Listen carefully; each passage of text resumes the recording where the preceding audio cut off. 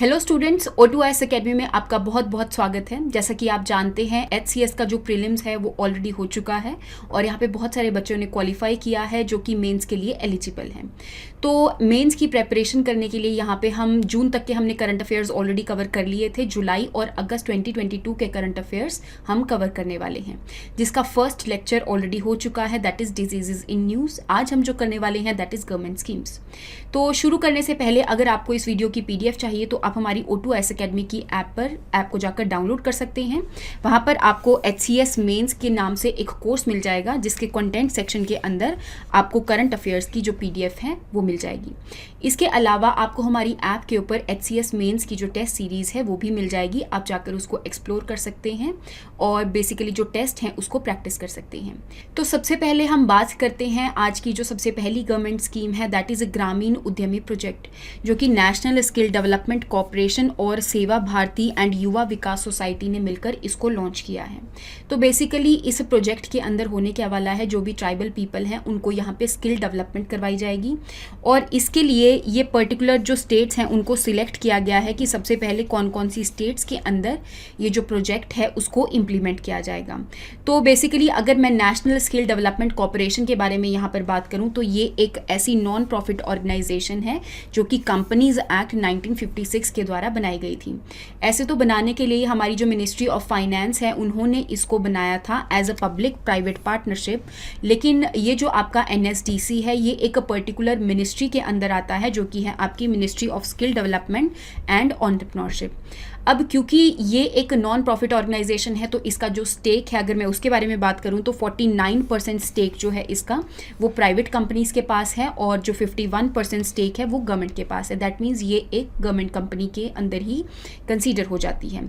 अगर मैं बात करूं कि ये जो कंपनी है इसका काम क्या होता है, तो यहाँ पे स्किल डेवलपमेंट करवाने के लिए फंडिंग वगैरह प्रोवाइड करती है या फिर वोकेशनल ट्रेनिंग वगैरह प्रोवाइड करने के लिए रिस्पॉन्सिबल रहती है। नेक्स्ट न्यूज़ के बारे में हम बात करते हैं कि हमारी जो मिनिस्ट्री ऑफ ट्राइबल अफेयर्स ने मेटा के साथ मिलकर एक प्रोग्राम को लॉन्च किया है जिसका नाम है गोल 2.0 एडिशन। अब 2.0 एडिशन क्यों है इसका, इससे पहले भी गोल का 1.0 एडिशन जो है वो आ चुका है जो कि 2020 के अंदर आया था और वो जो आपका एडिशन है वो 2021 दिसंबर तक वैलिड था। तो यहाँ पर एक नई एडिशन को लॉन्च करने की ज़रूरत पड़ी। अब अगर मैं गोल के बारे में बात करूँ तो इसकी एक पर्टिकुलर फुल फॉर्म है जिसको हम जानते हैं गोइंग ऑनलाइन एज लीडर। तो यहाँ पर एक मेंटर और मेंटी का रिलेशन बनाया जाएगा। दैट मीन्स यहाँ पे कुछ जो लोग हैं वो एज अ मेंटर के फॉर्म में रजिस्टर कर सकते हैं और यहाँ पे कुछ जो लोग हैं वो मेंटरशिप ले सकते हैं। और कौन कौन से लोग होंगे वो यहाँ पर, एक तो ट्राइबल पीपल हो सकते हैं, विमेंस हो सकती हैं यहाँ पर। तो अगर उनके अंदर डिजिटल एम्पावरमेंट करनी हो, उनको कम्युनिकेशन की स्किल्स वगैरह प्रोवाइड करनी हो, एंटरप्रेन्योरशिप की या फिर लीडरशिप की क्वालिटी सिखानी हो, तो इस प्रोग्राम के द्वारा मेंटर और मेंटी के रिलेशन के द्वारा ये सब चीज़ें ट्राइबल लोगों को और वुमेन को सिखाई जा सकती हैं। तो बेसिकली स्किल डेवलपमेंट करने के लिए ही इस प्रोग्राम को लॉन्च किया गया है। इसकी जो फंडिंग होगी वो सारी की सारी यहाँ पर जो मेटा कंपनी है जो कि पहले फेसबुक के नाम से जानी जाती थी वो यहाँ पर करने वाली है। नेक्स्ट न्यूज़ के बारे में हम बात करते हैं कि जो ministry of women and child development है उन्होंने एक पर्टिकुलर मिशन के रिगार्डिंग यहाँ पर नई गाइडलाइंस को लॉन्च किया है। क्या नाम है मिशन का यहाँ पर, तो मिशन शक्ति स्कीम। तो ये एक अम्ब्रेला स्कीम है। अम्ब्रेला स्कीम का सिंपल सा मतलब ये होता है कि इसके अंडर बहुत सारी स्कीम जो है वो इंक्लूडेड रहती हैं। तो यहाँ पर जो मिशन शक्ति स्कीम है वो एक अम्ब्रेला स्कीम है जिसके अंदर बहुत सारी जो स्कीम्स हैं वो इंक्लूडेड हैं। मिशन शक्ति स्कीम को दो पार्ट्स में यहाँ पर डिवाइड किया है, एक तो वुमेन की सेफ्टी एंड सिक्योरिटी के लिए और दूसरा उनकी एम्पावरमेंट के लिए। जो स्कीम यहाँ पर सेफ्टी एंड सिक्योरिटी के लिए लॉन्च करी गई है उसको नाम दिया गया है संबल और इसके अंदर पर्टिकुलर स्कीम्स जो इंक्लूडेड हैं जैसे कि वन स्टॉप सेंटर बनाए जाएंगे, विमेन हेल्पलाइन नंबर यहाँ पर बनाए जाएंगे और बेटी बचाओ बेटी पढ़ाओ जो आंदोलन है आपका वो भी संबल स्कीम के अंदर लाई करेगा। नारी अदालत बनाई जाएंगी ताकि यहाँ पे जो विमेन है उनको जस्टिस प्रोवाइड किया जा सके। अब यहाँ पर मिशन शक्ति के अंदर जो दूसरी स्कीम है उसको सामर्थ्य नाम दिया गया है जो कि इसके अंदर ऐसी ऐसी पर्टिकुलर स्कीम्स को इंक्लूड किया गया है जो कि विमेन की एम्पावरमेंट के लिए रिस्पॉन्सिबल है। जैसे कि यहाँ पे जो उज्ज्वला योजना है जिसके अंदर गैस सिलेंडर्स वगैरह प्रोवाइड करे जा रहे थे, तो वो बेसिकली विमेन के एम्पावरमेंट के लिए सामर्थ्य स्कीम के अंदर लाई कर रहा है। स्वधर ग्रे स्कीम हो गया, then is working women hostel हो गया, नेशनल क्रेच स्कीम हो गया, प्रधानमंत्री मातृ वंदना योजना हो गया। तो इन सारी की सारी स्कीम्स को सामर्थ्य स्कीम के अंदर, दैट इज मिशन शक्ति के सामर्थ्य वाली के अंदर इंक्लूड किया गया है। तो इसके बारे में आपको पता होना चाहिए। इसके अलावा आपको ये भी पता होना चाहिए कि जो मिशन शक्ति है वो हमारी 15th जो फाइनेंस कमीशन है उन्होंने रेकमेंड किया था कि एक पर्टिकुलर पीरियड के लिए इसको लॉन्च किया जाएगा ताकि बहुत सारी स्कीम्स को इंटीग्रेट किया जा सके और उसकी जो इम्प्लीमेंटेशन है उसके अंदर और ज़्यादा एफिशिएंसी लाई जा सके।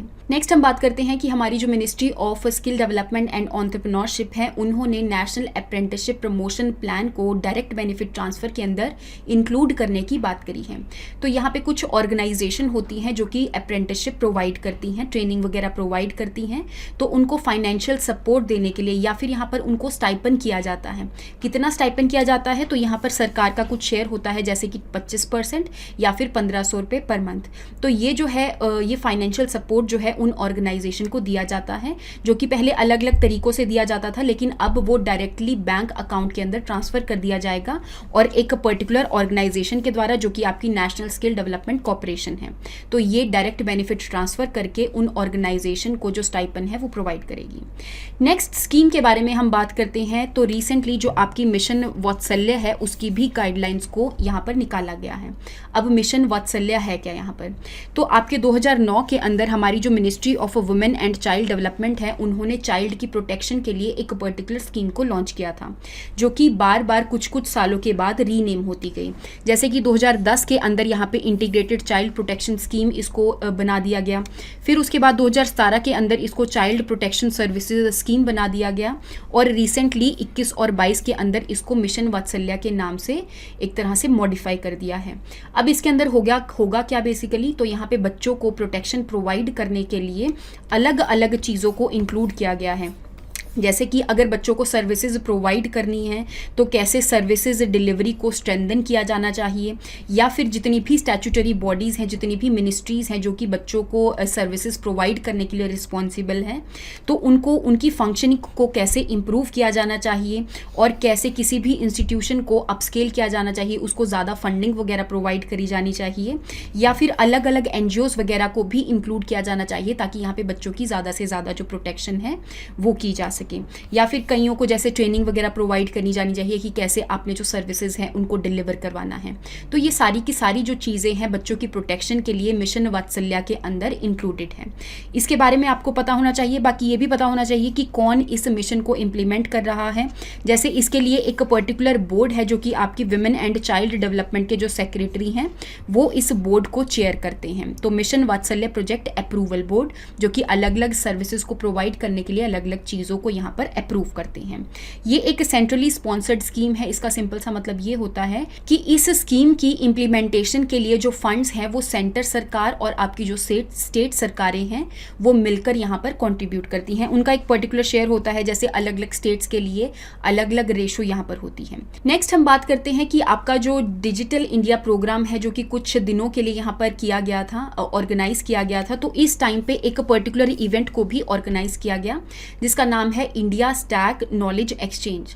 तो यहाँ पे बेसिकली डिजिटल इंडिया को प्रमोट करने के लिए एक ऐसा प्लेटफॉर्म बनाया गया है ताकि लोगों को IT चैंपियंस के साथ कनेक्ट किया जा सके और कैसे लोगों के अंदर डिजिटल एम्पावरमेंट लाई जानी चाहिए। तो इस चीज़ के लिए ये जो इंडिया स्टैक नॉलेज एक्सचेंज है ये रिस्पॉन्सिबल है। तो इस चीज़ के बारे में आपको पता होना चाहिए। नेक्स्ट हम बात करते हैं कि हमारी जो मिनिस्ट्री ऑफ टूरिज्म है उन्होंने स्वदेश दर्शन स्कीम के अंदर कुछ ना कुछ मॉडिफिकेशंस लेकर आए हैं और यहाँ पर इसका जो नया नाम है उसको बेसिकली नए एडिशन को लॉन्च किया गया है, दैट इज स्वदेश दर्शन 2.0 एडिशन। तो यहाँ पर अगर मैं स्वदेश दर्शन स्कीम के बारे में बात करूँ जिसको कि 2014 के अंदर लॉन्च किया गया था, जिसके अंदर थीम बेस्ड सर्किट्स को बनाया जा रहा है। थीम बेस्ड सर्किट्स का सिंपल सा मतलब है, जैसे कि आप जानते हैं हमारी कंट्री के अंदर यहाँ पे जितनी भी जगहें हैं ज़्यादातर इनका हिस्टोरिकल सिग्निफिकेंस है, किसी ना किसी हिस्टोरिकल इवेंट से वो रिलेटेड है। जैसे अगर मैं बुद्धिस्ट प्लेसेस की बात करूँ करूँ तो यहाँ पे जैसे आपकी अलग अलग प्लेसेस आती हैं, उन सबको डेवलप करना, ठीक है, उन सबको कनेक्ट करना, और वो एक तरह से ऐसी प्लेसेस बन सके जो कि टूरिस्ट जो हैं वहाँ पर जाकर विजिट कर सकें। तो उन सारे 15 के 15 सर्किट्स को एक तरह से डेवलप करने की बात जो है इस स्कीम के अंदर करी जा रही है। इस स्कीम के अंदर जितना भी पैसा है वो सारा का सारा सेंटर सरकार उठाती है, तो यहाँ पर ये 100% सेंट्रली फंडेड स्कीम है। इसके अलावा इस स्कीम के अंदर जो फंडिंग है वो वॉलंटरी कंट्रीब्यूशन के द्वारा भी आ सकती हैं। जैसे जो अलग अलग बिजनेसेस होते हैं वो यहाँ पे CSR के द्वारा, that is corporate social responsibility जो होती है, उनकी कुछ परसेंटेज उनको यहाँ पर देना पड़ता है, तो उसके द्वारा इस स्कीम के अंदर भी वो वॉलंटरी कॉन्ट्रीब्यूशन जो है वो कर सकते हैं। नेक्स्ट हम बात कर लेते हैं टाइज स्कीम के बारे में, that is trade infrastructure for export schemes initiative. तो यहाँ पे जो सेंट्रल सरकार है उन्होंने इस स्कीम के लिए फंड को एलोकेट किया है, और बेसिकली ये जो स्कीम है आपकी ministry of commerce and industry ने 2017 के अंदर इसको लॉन्च किया था, लेकिन उससे पहले भी 2002 के टाइम पे एक स्कीम को लॉन्च किया गया था जिसको बेसिकली रीनेम करके टाइज इनिशिएटिव रख दिया गया है। तो 2002 के अंदर जो स्कीम थी आपकी एक्सपोर्ट प्रमोशन के लिए वो थी aside scheme, that is assistant to states for infrastructure development of exports. That means यहाँ पे जितनी भी स्टेट्स हैं अगर उन्होंने किसी इंफ्रास्ट्रक्चर को डेवलप करना है और वो जो इंफ्रास्ट्रक्चर है इनडायरेक्टली एक्सपोर्ट्स में कंट्रीब्यूट करते हैं तो वो टाइज इनिशिएटिव के अंदर फंड्स के जो बेनिफिट हैं उसको उठा सकते हैं। नेक्स्ट हम बात करते हैं कि जो मिनिस्ट्री ऑफ अर्थ साइंसेज है उन्होंने एक कैंपेन को लॉन्च किया है, दैट इज स्वच्छ सागर सुरक्षित सागर कैंपेन।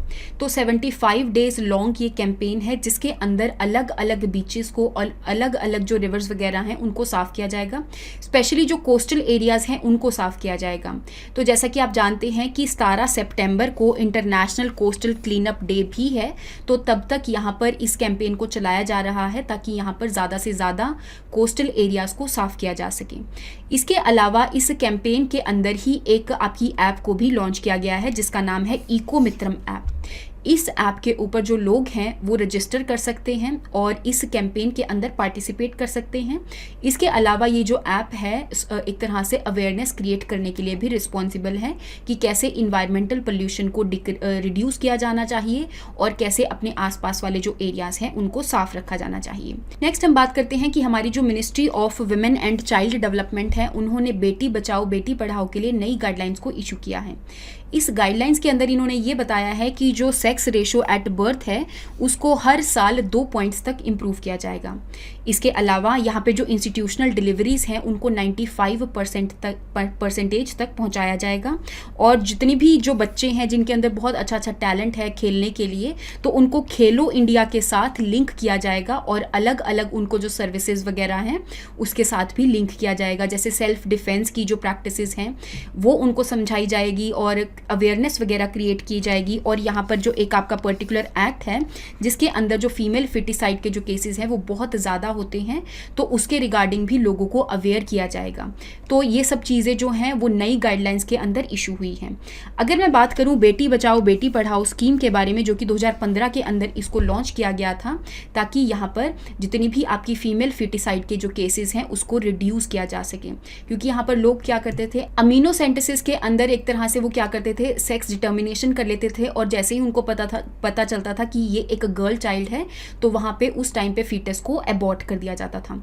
तो इन सारी प्रैक्टिसेस को रिड्यूस करने के लिए बेटी पढ़ाओ बेटी बचाओ जो आंदोलन है उसको शुरू किया गया था। इसके बारे में आपको पता होना चाहिए कि कौन कौन सी जो मिनिस्ट्रीज़ हैं इसकी इम्प्लीमेंटेशन के लिए रिस्पॉन्सिबल हैं। तो मिनिस्ट्री ऑफ एजुकेशन के साथ साथ ministry of women and child development, ministry of health and family welfare का ये एक जॉइंट इनिशिएटिव है ताकि यहाँ पे जितने भी फीमेल फिटिसाइड के जो केसेस हैं उसको रिड्यूस किया जा सके, इवन यहाँ पे जो गर्ल्स हैं उनको एजुकेशन के अंदर लाया जा सके। आई होप आपको यहाँ तक समझ में आया होगा। तो नेक्स्ट क्लास के अंदर हम नेक्स्ट टॉपिक के साथ मिलेंगे। Thank you so much and have a nice day.